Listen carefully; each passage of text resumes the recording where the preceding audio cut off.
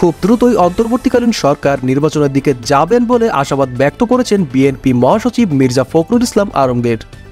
বৃহস্পতিবার রাজধানীর বেইলি রোডে রাষ্ট্রীয় অতিথি ভবন যমুনায় অন্তর্বর্তীকালীন সরকারের প্রধান উপদেষ্টা ডক্টর মোহাম্মদ ইউনূসের সঙ্গে বৈঠক শেষে সাংবাদিকদের তিনি একথা জানান।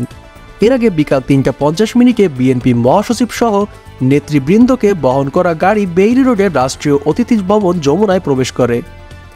অন্তর্বর্তীকালীন সরকারের প্রধান উপদেষ্টা ডক্টর মোহাম্মদ ইউনূসের সঙ্গে বৈঠকে বিএনপি মহাসচিবের সঙ্গে ছিলেন দলের স্থায়ী কমিটির সদস্য আমির খসরু মাহমুদ চৌধুরী ও সালাউদ্দিন চৌধুরী। প্রায় সোয়া ১ ঘণ্টাব্যাপী এই বৈঠক হয়।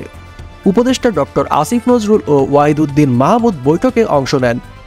আলোচনায় নির্বাচন ও সংস্কারের বিষয়ে গুরুত্ব পায় বলে প্রধান উপদেষ্টার দপ্তর থেকে জানানো হয়েছে। মির্জা ফখরুল বলেন, অত্যন্ত ফলপ্রসূ আলোচনা হয়েছে। আমরা অত্যন্ত আশাবাদী যে এই অন্তর্বর্তীকালীন সরকার, যার নেতৃত্বে ডক্টর মোহাম্মদ ইউনূস রয়েছেন, তাদের আন্তরিকতা, দেশপ্রেম এবং যোগ্যতা দিয়ে খুব দ্রুত একটা স্থিতিশীল অবস্থায় নিয়ে আসতে পারবেন। একই সঙ্গে তারা একটা নির্বাচনের দিকেও যেতে পারবেন। প্রয়োজনীয় সংস্কারগুলো তারা পূরণ করবেন বলে আমরা বিশ্বাস করি। আজকে আমাদের আলোচনা অত্যন্ত ফলপ্রসূ হয়েছে।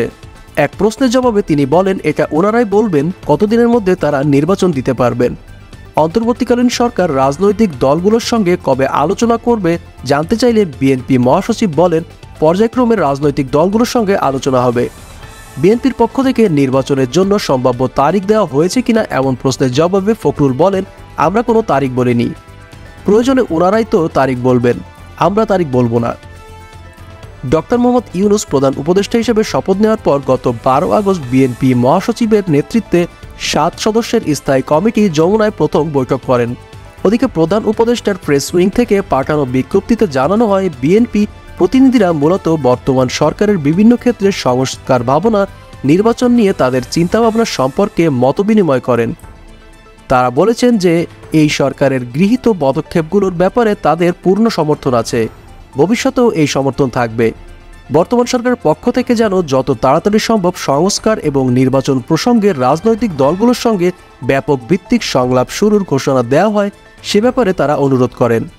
তারা দেশের অর্থনৈতিক পরিস্থিতি সম্পর্কেও জানতে চান এবং অর্থনৈতিক পরিস্থিতি নিয়ে যে শঙ্কা ও সম্ভাবনা আছে সে ব্যাপারেও তারা একমত পোষণ করেন। সবশেষে তারা এই প্রত্যয় ব্যক্ত করেন যে বর্তমান সরকার সংস্কার এবং নির্বাচন সম্পর্কিত এবং অর্থনৈতিক শৃঙ্খলা রক্ষার জন্য যে পদক্ষেপগুলো নেবে সেটা নিয়েই সবাই একসাথে কাজ করবে এবং তারা সেটার একটি সমন্বিত অংশীদার হবেন।